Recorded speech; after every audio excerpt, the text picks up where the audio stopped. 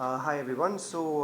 आज की ये प्रेस कॉन्फ्रेंस बेसिकली इस वजह से मैंने रखी है क्योंकि मेरी साइड की जो स्टोरी है, जो पक्ष है, वो अभी तक आप लोगों तक पहुंचा नहीं है। 1 जून को जो प्रेस कॉन्फ्रेंस की गई थी, जो एलिगेशंस लगाए गए, उसके बाद पहली एफआईआर हुई, सेकंड एफआईआर हुई against my parents, brother and me. तो ये सारी डिटेल्स एक्चुअली आज तक कभी इतनी खुल के आई नहीं है और बड़ा कन्फ्यूजन सा लोगों के मन में भी है कि मतलब एग्जैक्टली इस केस में हो क्या रहा है, किसका पक्ष क्या कहना चाह रहा है, क्या ये सही है, क्या ये झूठ है। ऑफ कोर्स मेरे लिए बहुत सारी चीज़ें एकदम से हो गई थी, सो मुझे तो समझ में ही नहीं आया। अगले दिन तो आप लोगों में से कितने लोगों ने फ़ोन किया कि सर आप अपना पक्ष बताइए। मुझे एक्चुअली महीने लग गए टू जस्ट अंडरस्टैंड कि मेरे साथ हो क्या रहा है, क्योंकि जो किया भी गया था उसके पीछे भी बहुत महीनों की प्लानिंग थी। इट वॉज़ नॉट कि एक दिन में आपके ऊपर केस लगाया जाता है। एक केस का जवाब बनाने में, मतलब मुझे देने में अगर 2-2 3-3 महीने लग रहे हैं तो बनने में कितना टाइम लगता है। और अगर 24 घंटे में आपके पास 3-3 केस रेडी हैं तो इसका मतलब कि कुछ और हो रहा है। इट इज़ नॉट जस्ट कि आपने सोचा और अगले दिन ये कर दिया। और जिसके साथ अगर ऐसा कुछ हादसा हो, जो FIR 1 में जो झूठा डोमेस्टिक वायलेंस का केस मेरे ऊपर किया गया, रात को ये चीज़ हम लोग पुलिस स्टेशन में है, अगले दिन सुबह प्रेस कॉन्फ्रेंस हो रही है, जिसमें से आप लोगों में से कितने लोगों ने बताया कि हमें फ़ोन करके बुलाया गया है इस चीज़ के लिए। तो कौन एक नॉर्मल जिसके साथ अगर ऐसा कोई हादसा होता है अगले दिन प्रेस कॉन्फ्रेंस के लिए रेडी होता है? मतलब मुझे तो बड़ा डाउट है इस चीज़ में कि मतलब how do you do it. I won't be able to do it. तो I just go sequence wise. पहले वाले FIR के बारे में तो वैसे भी कोई बात हो ही नहीं रही है, जहाँ से इस चीज़ शुरू की गई, क्योंकि उसके ऊपर जो इन्वेस्टिगेशन होनी थी, जो सबूत हैं, जो पुलिस ने इन्वेस्टिगेशन करनी थी, उसका केस जो है वो तो अपने हिसाब से चलेगा ही चलेगा। So I am just going to go little point wise today because matter is in litigation. सब कुछ मैं आप लोगों को नहीं बता सकता, बट हाँ कुछ चीज़ें मैं आप कह सकता हूँ क्योंकि ये कोर्ट में लगा दी गई हैं पिछले महीने। ठीक है। सो जो हमारी सेकेंड FIR हुई थी अगेंस्ट मेरे मम्मी पापा, मेरे छोटे भाई के अगेंस्ट, मेरे अगेंस्ट, ये काफ़ी कन्फ्यूजन एक क्रिएट किया गया है। हाँ नहीं, ये धाराएं ना करण के ऊपर लगाई थी, ये धारा ना निशा ने पेरेंट्स के और ब्रदर के अगेंस्ट नहीं लगाई थी। तो कोर्ट ने एक ऑर्डर दिया है एंटिसिपेटरी बेल का। So I am just going to take a help of somebody here to just announce it, because आज मैं वो ऑर्डर लेकर आया हूँ। लोगों को यही कहा जाता है नहीं ये धारा मैंने करण पे लगाई थी, उसके पेरेंट्स के मतलब उनके ऊपर तो लगाई ही नहीं गई है। सो द सेकेंड FIR की मैं सिर्फ धाराएं आपको बता देता हूँ against my father, mother and छोटे भाई की। सो द फर्स्ट धारा is 498A which is for dowry. 377 बड़ा संगीन वाला ये IPC है। 377 इज़ अननेचुरल सेक्स, जो कि चारों पे लगा है। चारों पे लगने का मतलब है कि हर एक के साथ इंडिविजुअली, मतलब फादर ने निशा के साथ, मदर ने निशा के साथ, एक औरत ने निशा के साथ। I don't understand how that happens. Brother ने निशा के साथ, मैंने निशा के साथ। तो ये 377 सेक्शन लगा है। यहाँ पे बहुत सारी औरतें हैं, so they can also understand this section better. 406 323 which is a voluntarily causing hurt. 504 506 criminal intimidation and 34 criminal conduct of IPC. So if I can take your help just to show you this order, because मतलब वैसे भी मैं आप लोगों को ये order नहीं दिखा सकता, but I am just going to, if you can just read, ये क्या नाम लिखे हैं 3? Okay, number 2 is Mrs. Bela Ajay Mehra. My mother, Yeah. Number 3 is Mr. Ajay Mehra. My father, And applicant number 4 is Mr. Kunal Ajay my Mehra. Younger brother. Has इनको been मिली है, anticipatory bail. ठीक है, किन sections में मिली है? And the offence is 498A, section 377, 406, 323, 504, 506 and 34 of the IPC of the IPC, following. Yeah. जी, thank you. तो ये ऑर्डर है, ये सारी धाराएं लगी हैं जो मैम ने अभी पढ़ी आप सबके सामने। तो ये धाराएं लगी हैं, तो ये कहना बार बार कि नहीं मैंने उनके पेरेंट्स के अगेंस्ट नहीं किया और सिर्फ करण के अगेंस्ट किया है, तो बेसिकली पेरेंट्स के ऊपर लगाया क्या गया है? You know it's a very confusing thing. और अगर पेरेंट्स के ऊपर धाराएं नहीं लगाई हैं तो फिर एंटिसिपेटरी बेल उनको कैसे मिली है और क्यों मिली है, क्यों दी गई हैं? जब धारा ही नहीं है तो फिर क्यों आप मांग रहे हैं? ये ज़रा सोचने वाली बात है, क्योंकि क्या होता है ना, एक चीज़ बोल दी जाती है ऑफ कोर्स मीडिया एक माध्यम है जहाँ से हम एक बात लोगों तक पहुँचा रहे हैं, बट एक परसेप्शन बड़ा जल्दी से क्रिएट हो जाता है बिकॉज आज हमारे पास सारे हथियार हैं। मतलब इंस्टाग्राम है, इधर है, यहाँ पोस्टिंग होती है, वहाँ एक अपना कमेंट आ जाता है, हज़ारों लाखों की तादाद में हम लोग चीज़ें बोल देते हैं। बट अभी तक मैंने अपना पक्ष तो बोला ही नहीं। तभी तो एक कोर्ट है, कोर्ट तभी तो वैल्यू करता है ना कि एक साइड का हमने सुना तो दूसरी साइड का हम सुने। बट वहाँ तो कैरेक्टर है, असैसिनेशन जो करना था वो तो उसी टाइम कर दिया गया, करेक्ट। सुनाओ, अब जब ये धाराएं लगी, अब इसके बाद एग्जैक्टली क्या हुआ और क्या प्रोसेस होता है। इसके बाद मेरे पेरेंट्स को, मेरे भाई कुणाल को, pandemic was at peak at that point of time. Pandemic बहुत ज़्यादा पकड़ा हुआ था, उसने अपना grip in the month of June. अब उस सिचुएशन में आप लोग सोच सकते हैं जब हम नहीं जा रहे तो मैं अपने 70 साल के फादर मदर को कैसे जाने दूँ। ऑफ कोर्स जाना पड़ेगा। तो basically what is at risk, life of my parents is at risk, correct. मतलब उनको भी कुछ भी हो सकता है, मैं उनको कैसे जाने दूँ। बट ये हमारे साथ किया गया। पुलिस स्टेशन भी आना था, आपको अपना सफाई देने भी आना है, आपको अपनी एंटिसिपेटरी बेल भी लेनी है। तो ये सारी चीज़ें क्रिएट की गई उस टाइम पे। तो उस दौरान हम सब के लिए, हम चारों के लिए as a family of course बहुत स्ट्रेस था। इमोशनली स्ट्रेस था, फिजिकली स्ट्रेस था, फाइनेंशियली स्ट्रेस था। फाइनेंशियली कैसे स्ट्रेस हो गया, क्योंकि करण तो घर से बाहर निकाल दिए गए।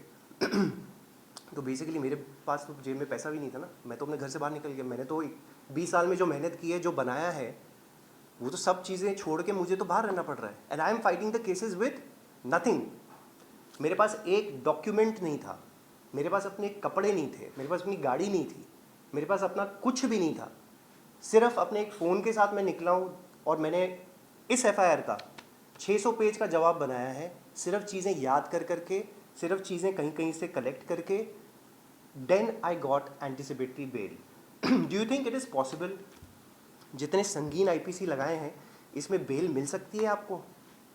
क्या मेहनत हमने करी होगी और हमें करनी पड़ी होगी, या फिर मैंने अपने आप को भी, आपका करियर, आपकी इज्जत, आपका शोहरत जो भी है, सब कुछ दांव पे लगी गया है ना।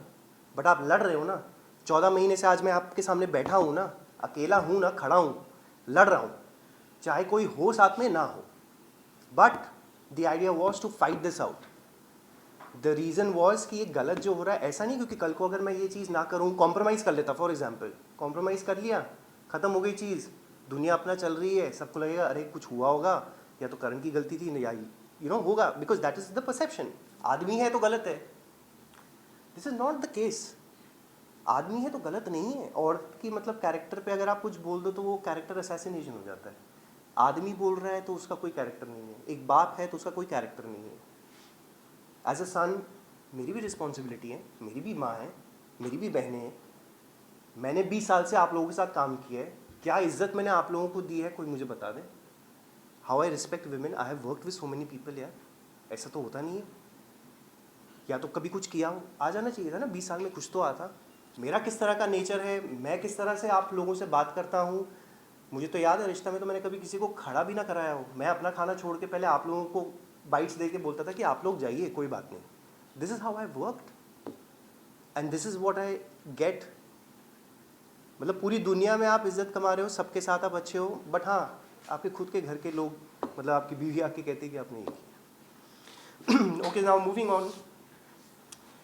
तो आज, अब ये बड़े स्पेसिफिक पॉइंट्स हैं ज़रा।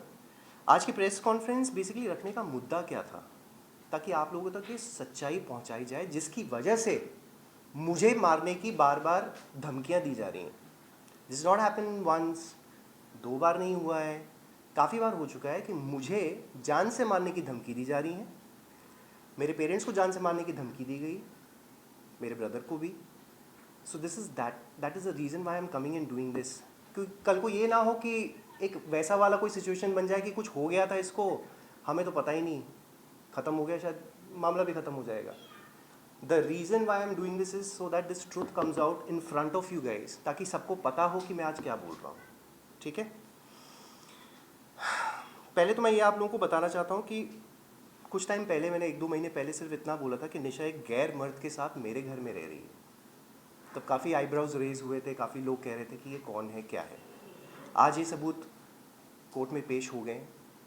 ये सबूत मेरे लॉयर्स ने कोर्ट में लगा दिए हैं, इसलिए मैं इसके बारे में बात करने जा रहा हूँ। और ये प्रेस कॉन्फ्रेंस बेसिकली सबूतों के बिना पे हो रहा है, तो अदरवाइज़ ऐसे ही हवा में बोलने में तो काफ़ी लोग बोलते ही हैं। सो निशा रावल, जिनका अभी तक डिवोर्स हुआ नहीं है, it is in the process, अभी हुआ नहीं है, we are still contesting it in court. सो उनका एक अभी करंटली एक्स्ट्रा मैरिटल अफेयर चल रहा है विद रोहित साटिया। अब रोहित साटिया कौन है? कुछ लोग जानते हैं रोहित साटिया कौन है। बेसिकली रोहित साटिया वो शख्स है जो निशा के मुंह बोले भाई हैं। 14 साल तक ये आदमी मेरे सामने निशा से राखी बंधवाता रहा। हमारी शादी में इसने कन्यादान किया है। So can you imagine the level of relations that we are showing to the world. मतलब आप एक तरफ भाई बहन का रिश्ता है, एक तरफ कन्यादान आप कर रहे हैं, लेकिन she is having an extra marital affair with Rohit Satiya, और इसका सबूत हमने कोर्ट में डाल दिया है। अब ये बात ऑफ कोर्स मैं पहले आप लोगों तक नहीं पहुंचा सकता था because I didn't have proof. अब एक चीज़ जैसे अब मेरे साथ हुई थी पिछले साल, करेक्ट, उस टाइम पे मैं आगे आके अगर ये चीज़ बताऊं तो कैसा लगेगा? Suddenly the perception again goes कि अरे इसके ऊपर लगाई ये चीज़ें तो अब शायद ये ऐसा बोल रहा है, और देखो भाई बहन के लिए बोल रहा है, विच is a very normal thing. तो आई डेंट रेज दैट क्वेश्चन। मुझे 14 महीने लग गए हैं सबूत इकट्ठा करने में। 14 months it's taken for me. एक एक चीज़, एक एक इवेंट, एक एक सबूत वहाँ से लेकर आओ, इससे बात करो, दोस्तों ने कुछ बताया, इसने कुछ बताया, कुछ चीज़ें हार्ड एविडेंस आपके पास आ जाती हैं, ये सारे सबूत इकट्ठे किए गए। It's taken a lot of effort from my end. So Rohit Satiya basically Lucknow से हैं, जिनकी ऑलरेडी एक बच्ची है 7 साल की, बीवी है, माँ है। तो उनको छोड़कर यहाँ पे बॉम्बे में रह रहे हैं पिछले 14 महीने से, जब से ये हुआ है। एंड ये सब कुछ मेरे बच्चे के सामने हो रहा है because Kavish is in the house. Nisha की mother Lakshmi Rawal is also in the house. Everybody knows about the truth. तो जैसे मैंने कहा कि देखिए, भाई बहन का जो रिश्ता होता है, एक बाप बेटी का रिश्ता होता है, पवित्र रिश्ते होते हैं, बट ऑफ कोर्स इस सिचुएशन में तो मजाक बन गया ये। एंड निशा ने ऑफ कोर्स मुझ पे झूठे केसेस इसलिए भी लगाए ताकि मैं, जो निशा का एक और इनफिडेलिटी वाला केस ऑलरेडी आप लोग जानते हैं, जो लॉकअप शो में बोला था, she spoke about that during 2015-16 she had an extra marital affair. वो अफेयर तो अलग है, वो तो खुद ही एक्सेप्ट किया है, ये अफेयर अलग है। ताकि अगर मैं कुछ बोलने भी जाऊँ तो इस पे डाल दो कि इसका अफेयर है, तब तक झूठे केसेस मेरे फादर, मदर, भाई के अगेंस्ट भी फाइल हो चुके हैं। पहले आदमी उसमें लग जाए कि जवाब कहाँ देता रहे, वो तो यही सोचता रहे कि भैया मैं पहले इससे निपटूँ, पहले अपनी लाइफ को समझने की कोशिश करूँ कि इस कौन सी स्थिति पे मैं आ चुका हूँ, उसके बाद मैं लड़ने के लिए तैयार हूँ, उसके बाद में शायद कुछ। और क्या सबूत दोगे यार आप? जब कोई बोल देता है कि भाई बहन है, क्या सबूत दोगे आप? Tell me. Until unless you don't catch them in the act, that is the thing. और अगर आप एक बार ये भी सोचिए, अगर इतने ही सच्चे थे तो 1 जून को जब निशा ने ये प्रेस कॉन्फ्रेंस रखी, सबको बताया कि क्या है, तो अपने अफेयर के बारे में पहले ही बता देते आप। 2015 में आपका भी हुआ था ना, आप बता दीजिए। हमारा तो कोई वो केस है ही नहीं, क्योंकि हमारे पे तो सारे झूठे चीज़ें हैं। आप सच्चे हो, आप अपना बता देते कि 2015 में आपका अफेयर था। तो वो तो हुआ नहीं। अब जब लॉकअप शो में तो ज़रूर चले गए, तो वहाँ पे पैसे जब मिल रहे थे तो सब सच्चाई बाहर आ गई। सच्चाई एक्सेप्ट करने का रीज़न क्या था? इतने महीनों तक तो नहीं किया, 10 महीने तक तो मैं गला फाड़ता रहा, लोगों को बोलता रहा कि नहीं उसका कुछ चल रहा है, अफेयर है, बट ऑफकोर्स जब तक आपके पास सबूत नहीं, आप कैसे बोलोगे? अब जब 10 महीने के बाद निशा ने ये कह दिया लॉकअप में, सडनली जो 1 जून को मुझे हज़ारों लाखों की तादाद में जो मैसेज आए हुए थे, जहाँ पे कितने लोगों ने क्या क्या नहीं कहा है, एक मौका मिल जाता है ना लोगों को बोलने का, क्या क्या नहीं कहा गया। सडनली सब लोग मुझे मैसेज कर रहे थे that we are sorry, and these are girls, maximum वो गर्ल्स। मोटी मोटी गालियाँ लिख के दी थी सबने। मतलब आप समझिए जिसने 20 साल तक मेहनत की, एक दाग नहीं लगने दिया उसने अपने ऊपर, and this is what we call stardom, this is what we call fan love. No, इसीलिए सच्चाई बता रहा हूँ। बट अब सब पलटे, उसके बाद सब ने माफ़िया मांगी, सब लोगों ने लिख के भेजा कि नहीं sir, we are sorry because हमने एक चीज़ देखी, हमने उस पर रिएक्ट कर दिया। तो ये रिएक्शन के लिए नहीं होती हैं चीज़ें, आप लोगों को समझना पड़ेगा। एज सिटीजन्स आपकी रिस्पॉन्सिबिलिटी है कि आप समझें कि किसी के साथ क्या हो रहा है। एज रिपोर्टर्स आप सबकी ये रिस्पॉन्सिबिलिटी होती है कि एक चीज़ को आप लोगों तक पहुंचाएं। किस वे में पहुंचाएंगे वो अब सब हम पे, हम ह्यूमंस हैं, हम सब पे डिपेंड करता है। एक इन्फॉर्मेशन अगर मैंने भी 2 बार इंटरव्यूज़ पहले दिए हैं, बड़े छोटे छोटे, ज़्यादा कुछ नहीं, बट मैंने अपने लॉयर के साथ बैठ के दिए हैं। सो दैट वाज, उसका एक कुछ तो वेटेज होता ही है। So that was the case. So moving on to the next things, Rohit Satiya basically इनकी कुछ फाइनेंशियल डिफ़िकल्टीज चल रही हैं।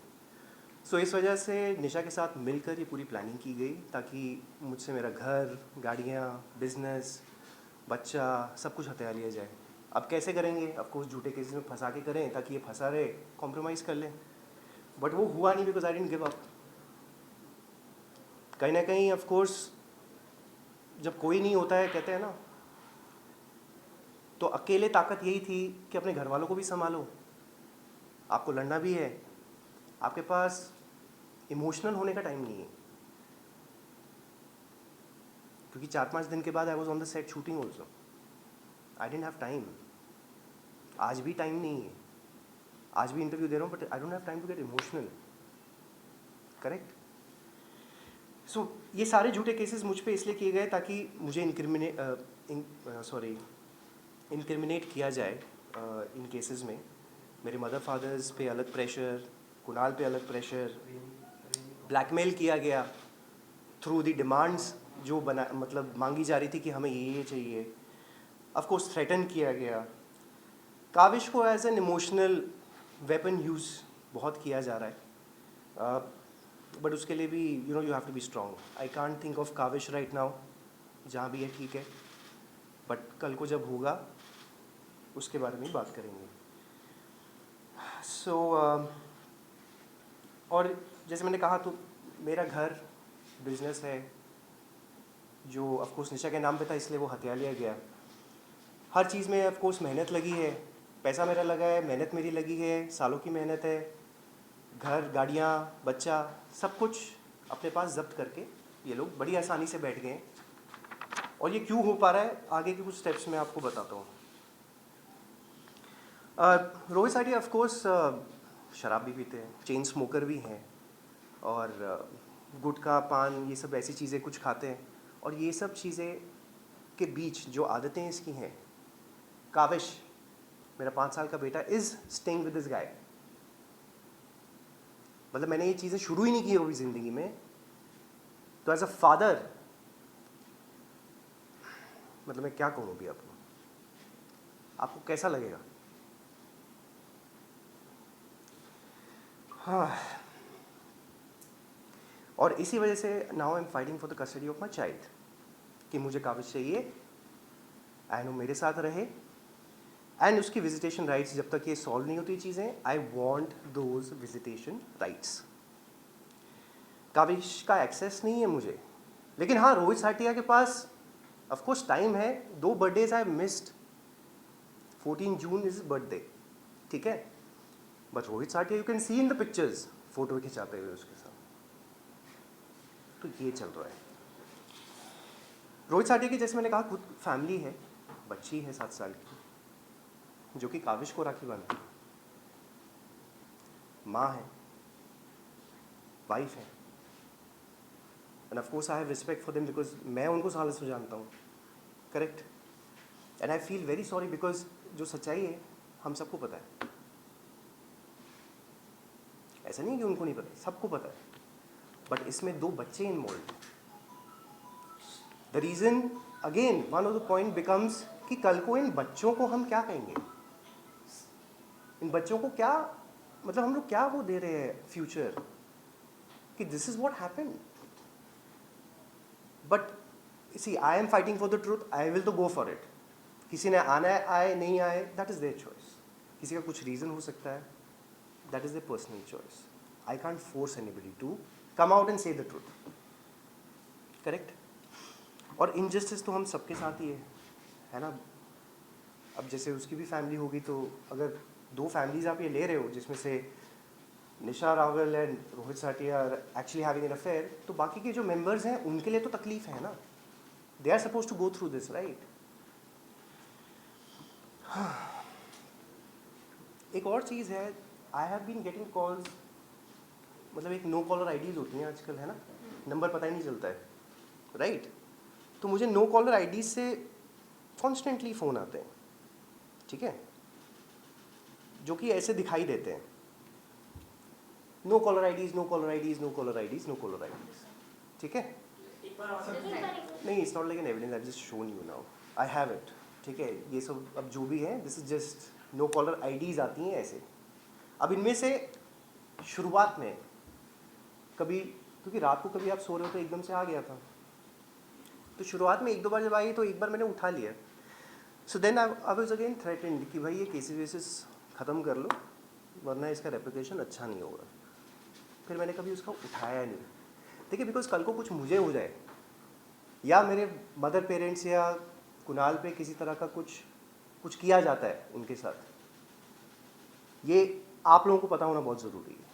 ये लॉ इन्फोर्समेंट को पता होना बहुत ज़रूरी है. जितनी बार थ्रेट्स हुई हैं, I have actually emailed the commissioner of police Bombay, joint commissioner of police Bombay, Goregaon police station, सबको टाइम टू टाइम मैंने बार बार ईमेल्स लिख के ये चीज़ें डाली हैं. Police also knows, my I also know, they have been informed again and again. Threat levels किस तरीके के हैं उनके बारे में भी मैं आपको आगे बताता हूँ. So Rohit Satiya is I think little politically connected. तो अभी जितने भी हमारे FIRs हैं, FIR 1, FIR 2 में काफ़ी पॉलिटिकल प्रेशर यूज़ किया जा रहा है. So I been fighting that also. So Nisha has actually gone ahead, called and threatened a witness of mine. ये रिपोर्ट हम ऑलरेडी गोरेगांव पुलिस स्टेशन में सबमिट कर चुके हैं. Nisha Rawal and Rohit Satiya have gone personally to IDBI bank Andheri east, जहाँ पे हमारा housing loan है. वहाँ जाके एक सीनियर ऑफिशियल को धमकी देकर आए. वहाँ पे 25 लोग प्रेजेंट हैं. भाई आप लोग कैसे, मतलब आप सोच सकते हैं कि मतलब आप थ्रेटन करने जाते हो किसी को ऐसे, कुछ तो होगा ना कि आप खुद वहाँ फिजिकली प्रेजेंट होके दोनों कर रहे हो. ये कुछ तो मुद्दा होगा ना भाई, कैसे कर पा रहे हो आप ये. फिर उनको